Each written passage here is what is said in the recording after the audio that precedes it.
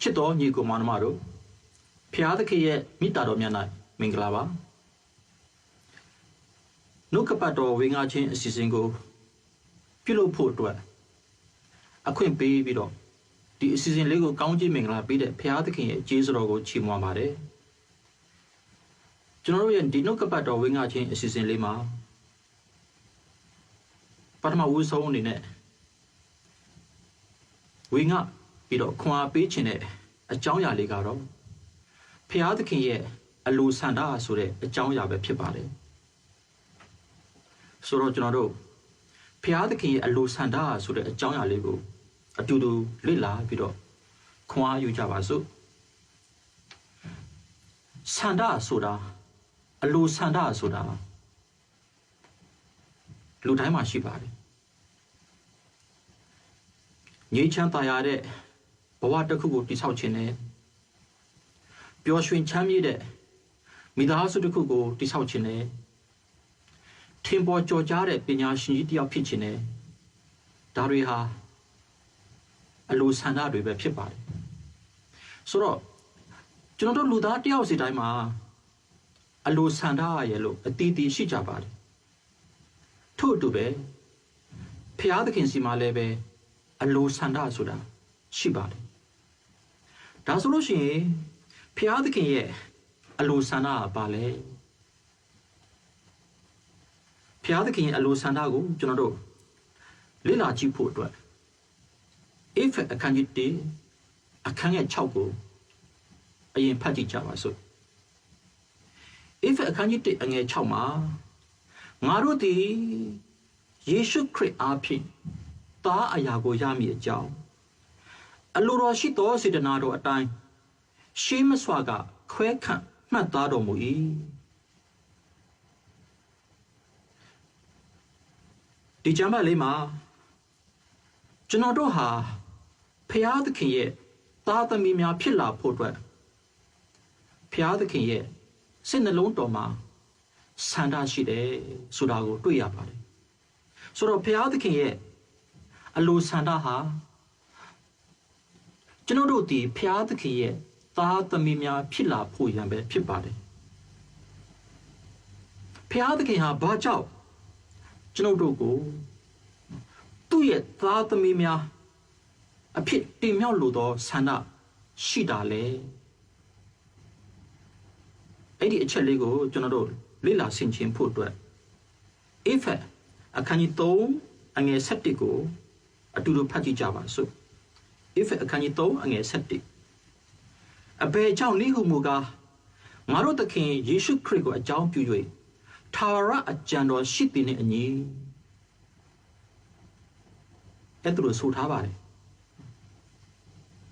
ငါတို့သခင်ယေရှုခရစ်ကိုအကြောင်းပြု၍ဆိုလိုတာကတော့ဖျားသခင်ဟာသခင်ခရစ်တော်ကိုအကြောင်းပြုပြီးတော့ကျွန်တော်တို့ကိုသူ့ရဲ့သားသမီးအဖြစ်တင်မြောက်လိုသောဆန္ဒရှိတာဖြစ်ပါတယ်ဒါဆိုလို့ရှိရင်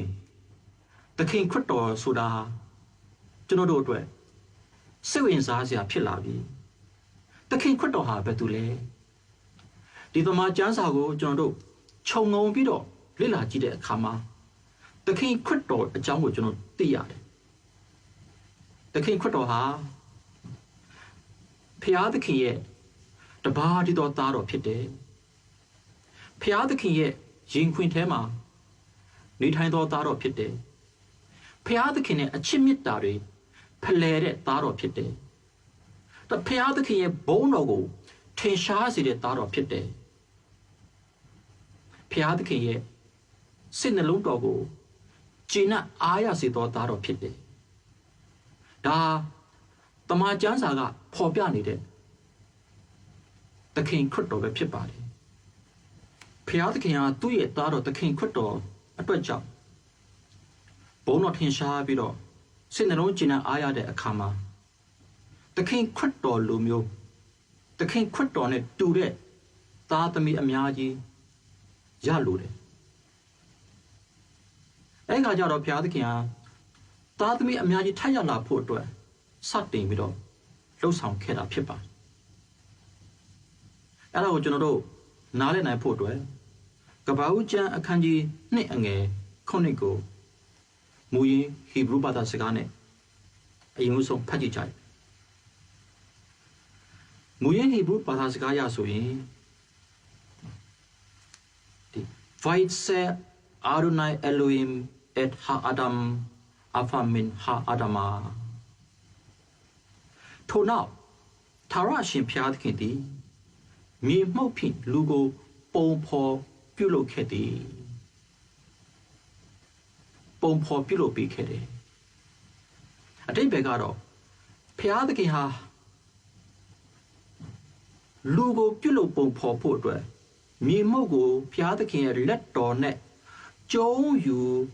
ကင်တွဲပြီးတော့လူရဲ့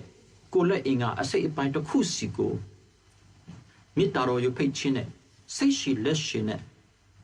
အချိန်ယူပြီးတော့ပုံဖော်ပြုလုပ်ပေးခဲ့တယ်ဆိုတာကိုတွေ့ရပါတယ်ဆိုတော့ဘုရားသခင်ရဲ့ပုံဖော်ပြုလုပ်ပေးခြင်းအပြင်စနစ်ကျအချိုးအစားကျလှပတင့်တယ်တဲ့လူသားရုပ်ခန္ဓာကြီးဖြစ်ပေါ်လာခဲ့ပါတယ်နောက်ဆက်လက်ပြီးတော့အဲ့ဒီအခန်းကြီး2အငယ်9ကိုပဲဆက်ဖတ်ကြည့်မယ်တဲ့အခါမှာဘုရားသခင်သည်နော်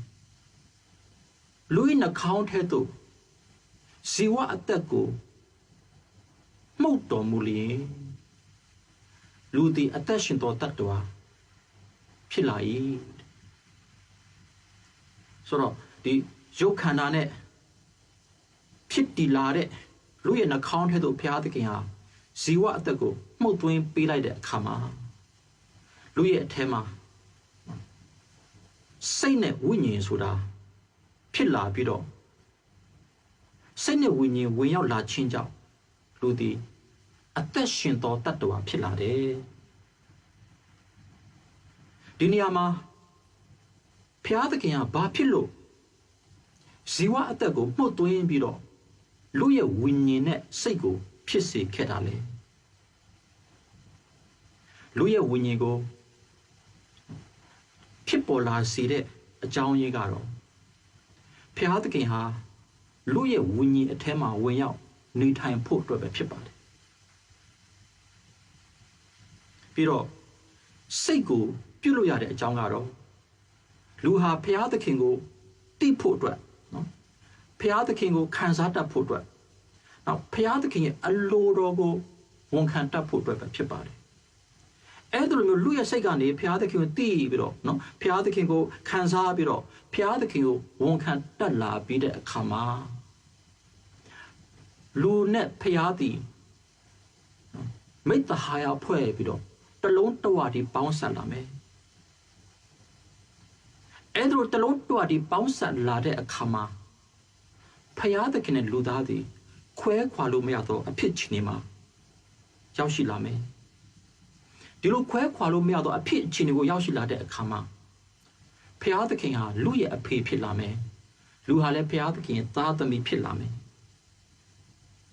ဆိုဒီအကြောင်းတွေကြောင့်မလို့ဘုရားသခင်ဟာလူရဲ့ရုပ်ခန္ဓာအထဲမှာဒီလူရဲ့ဝိညာဉ်နဲ့စိတ်ကိုဒီပြုလုပ်ထက်သွင်းပေးခဲ့ခြင်းပဲဖြစ်ပါတယ်ဆိုတော့ဘုရားသခင်ဟာလူရဲ့အထဲမှာဝင်ရောက်နေထိုင်ပြီးတော့လူနဲ့ဖျားတလုံးတဝတီပေါင်းဆက်မိတ္တဟာယဖွဲ့ပြီးတော့လူနဲ့ဖျားအဖေနဲ့သားအဖြစ်အဖေနဲ့သမီးအဖြစ်တော်ဆက်လာကြမယ်ဆိုတော့သခင်ခရစ်တော်ဟာဖျားသခင်ကိုဖေဖေလို့ Abba Father ဖေဖေဖျားသခင်လို့ခေါ်ခွင့်ရတယ်လို့ပဲလူသားကလည်းပဲဖျားသခင်ကိုဖေဖေဖျားသခင် Abba Father လို့ခေါ်ခွင့်ရမှာဖြစ်ပါတယ်သခင်ခရစ်တော်ဟာအဖဖျားသခင်ရဲ့ရင်ခွင်ထဲမှာနေထိုင်ပြီးတော့ဖျားသခင်နဲ့အချင်းမြတ်တာတွေဖလှယ်တယ်လို့မျိုးပဲ ကျွန်တော်တို့လူသားတွေဟာလည်းပဲ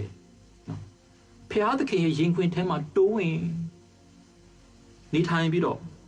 ဖျားသခင်နဲ့သားအဖဆိုင်ရာအချစ်မေတ္တာတွေအပြန်အလှန်ဖလှယ်ကြမှာဖြစ်ပါတယ်ဒါဟာကျွန်တော်တို့လူသားတွေသခင်ခရစ်တော်ကိုအကြောင်းပြုပြီးတော့ရရှိလာမယ်ဖျားသခင်ရဲ့သားသမီးဖြစ်ရတော့အခွင့်အရေးပဲဖြစ်ပါတယ်သခင်ခရစ်တော်ကဖျားသခင်ရဲ့သားဖြစ်တယ်လို့ကျွန်တော်တို့လူသားတွေကလည်းဖျားသခင်ရဲ့သားသမီးများဖြစ်လာကြမယ်သခင်ခရစ်တော်အဖဖျားသခင်ရဲ့ယင်ခွင်ထဲမှာနေထိုင်တယ်လို့ကျွန်တော်တို့ကလည်းဖျားသခင်ယင်ခွင်ထဲမှာနေထိုင်ကြမယ်သခင်ခရစ်တော်ဖျားသခင်နဲ့သားအဖဆိုင်ရာအချစ်မေတ္တာတွေအပြန်အလှန်ဖလှယ်သလိုမျိုးပဲကျွန်တော်တို့ကလည်းပဲဖျားသခင်နဲ့အချစ်မေတ္တာတွေဖလှယ်ကြမယ်သခင်ခရစ်တော်အဖဖျားသခင်ကို Abba Father ဖေဖေဖျားသခင်လို့ချွဲနွဲစွာနဲ့ခေါ်ပြီးတော့ဖျားသခင်ရဲ့စိတ်နှလုံးတော်ကိုကျင့်အားရစေသလိုမျိုးပဲကျွန်တော်တို့ဟာလည်းပဲဖျားသခင်ကို Abba Father ဖေဖေဖျားသခင်လို့ချွဲနွဲစွာနဲ့ခေါ်ပြီးတဲ့အခါမှာဖျားသခင်ရဲ့စိတ်နှလုံးကိုကျင့်အားရစေကြမယ်ဒါတွေဟာဖျားသခင်လိုချင်တဲ့ဆန္ဒပဲဖြစ်ပါတယ်ဒီလိုဖြစ်လာဖို့အတွက်ဖျားသခင်သည်လူသားကိုပြုလုပ်ပုံဖော်ပေးခဲ့ရခြင်းဖြစ်တယ်ဒါကြောင့်မလို့ချစ်တော်ညီကိုမတို့ကျွန်တော်တို့တယောက်စီဒီကမ္ဘာလောကကြီးမှာလူသားအဖြစ်နဲ့လာရောက်ပြီးတော့အသက်ရှင်လာရတဲ့အရာဟာအကြောင်းပဲမဟုတ်ပါဘူးအလဟတာမဟုတ်ပါဘူးဖျားသခင်ရဲ့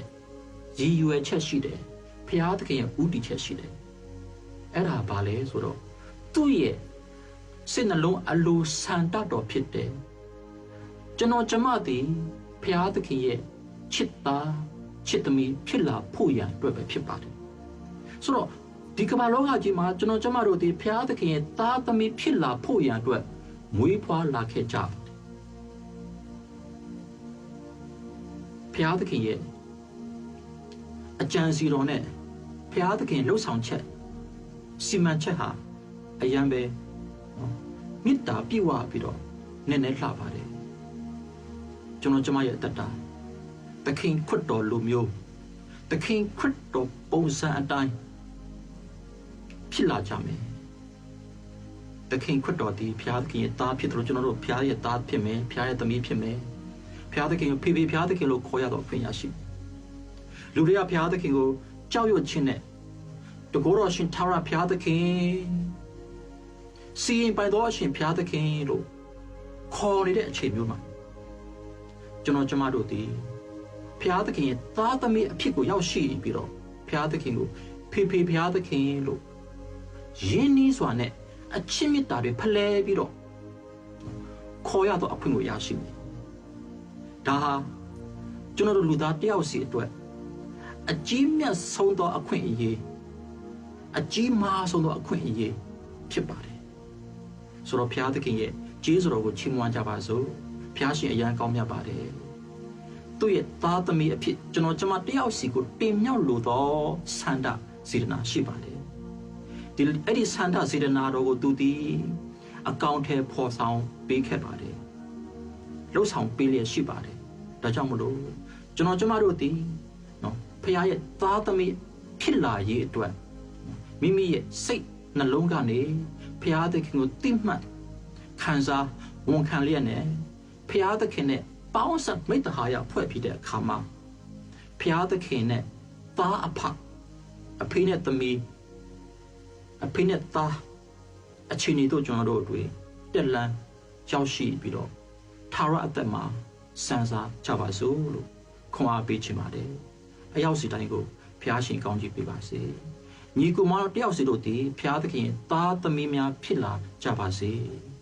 ခရစ်တော်ဘုရားရှင်နာမ၌ဆန္ဒပြုဆုတောင်းပေးပါတယ်အာမင်